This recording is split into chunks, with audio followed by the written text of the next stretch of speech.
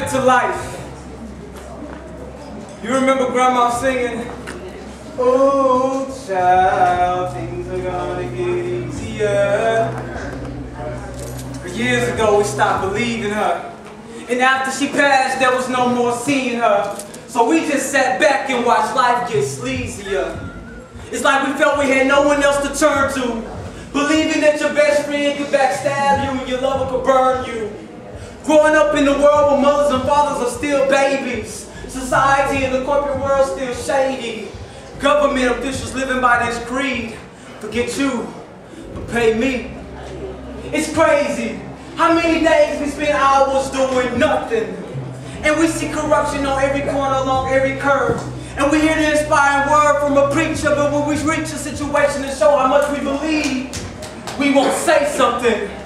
We just bow our heads and we turn away, not realizing that that little boy on that corner needed us that day. So we stayed there the whole night selling weed to fill his void. And we did nothing for the little girl neither. She came out of her mother's womb running from a lustful father who defiled with her and beat her. So now she gives up her body freely because her spirit has been destroyed. And we really can't point fingers at those that gangbang, because the denominations of the churches have been doing the same thing. They seek power and respect from one another, destroying themselves physically. Yet we seek to devour and disrespect one another, destroying ourselves spiritually. I really can't think of one place that I can go and have absolute trust and faith that the face of God will show. That's right. Because in some homes, families are broken. In some churches, lies are spoken. And I spend so much time hoping for that day where pain won't hurt anymore. But yet God keeps the thorn in my side that teaches me that sometimes He has to test and try our lives. And I feel it's the thorn in my side that keeps my spirit connected and my actions upright. But I can't help but look out my window and question, where is life? When a man can rape his children and murder his wife. When little kids are wearing t-shirts that say convicted, afflicted in Satan's seed.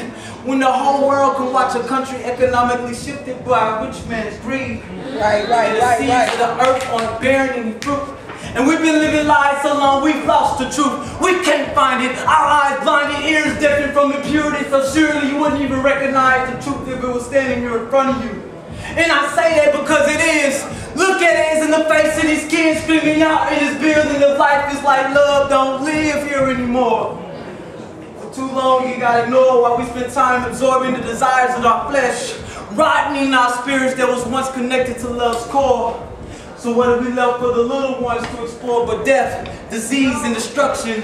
And God warned we shouldn't cause one of them to turn away from Him.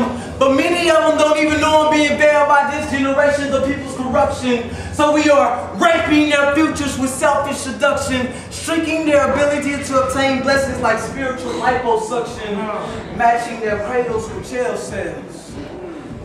But in the midst of this famine, there is still favor.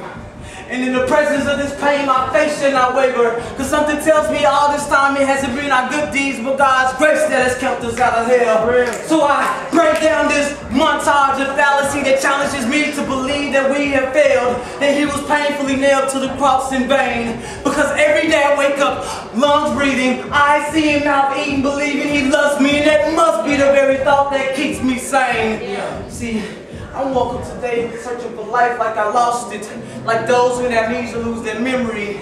Yet, God, I must be developing amnesia too, because I forgot that I told you that I give you my life so that you can live within me. So with my life now found, I now take that time out to pray for that little boy and that little girl. Praying that God will show them that to know Him is to know life, so that He no longer conform to the ways of this world. And I can remember my grandma singing, "Ooh, child, things are gonna get easier. Ooh, child, things will get brighter if you believe."